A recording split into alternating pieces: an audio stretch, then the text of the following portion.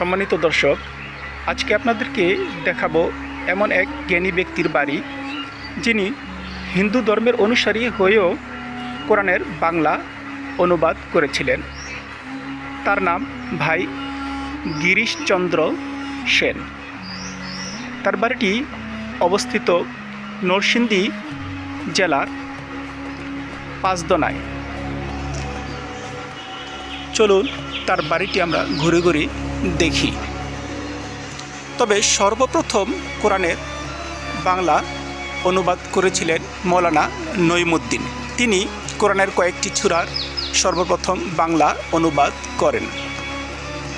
আর ভাই গিরিশচন্দ্র সেন তিনি পূর্ণাঙ্গ কোরআনের বাংলা অনুবাদ করেন।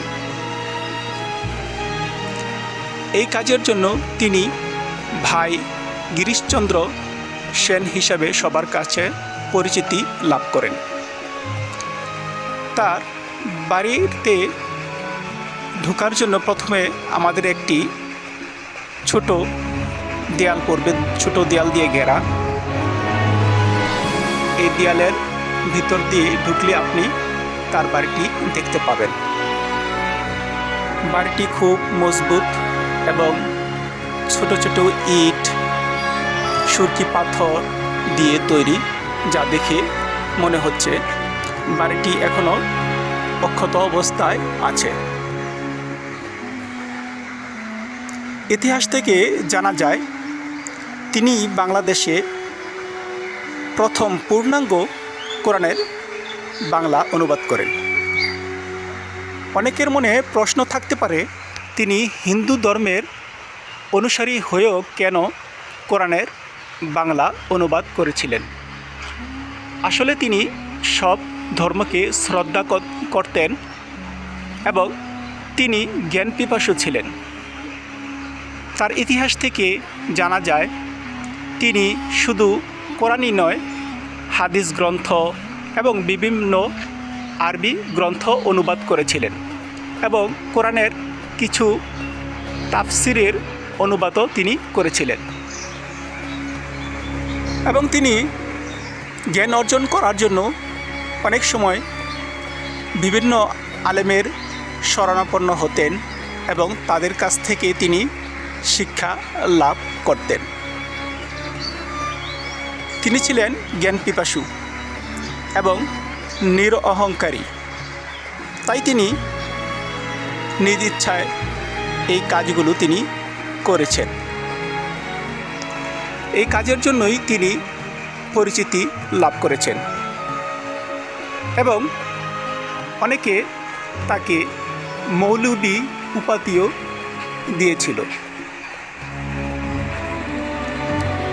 তার বাড়ির উপরের অংশগুলো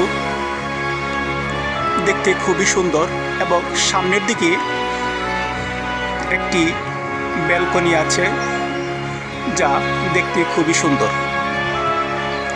এবং উপরের ছাদটাও দেখতে অনেক সুন্দর।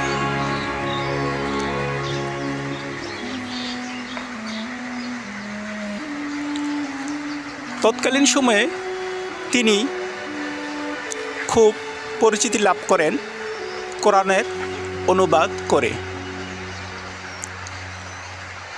এবং তার অনেক উস্তাদ বা শিক্ষকও অনেক আলেম ওলামা ছিল। তিনি অনেক আলেম ওলামাদের কাছ থেকেও আরবি ভাষা এবং ফার্সি বিভিন্ন ভাষা তিনি শিক্ষা লাভ করেছেন।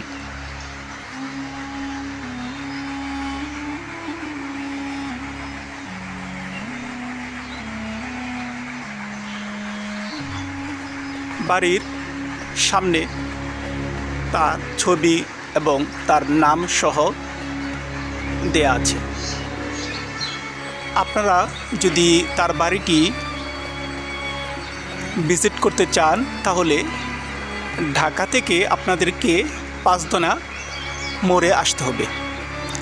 পাঁচদনা মোড় থেকে হেঁটে একটু সামনে অগ্রসর হলেই যে কাউকে বললে তারা তার বাড়িটি দেখিয়ে দিবে।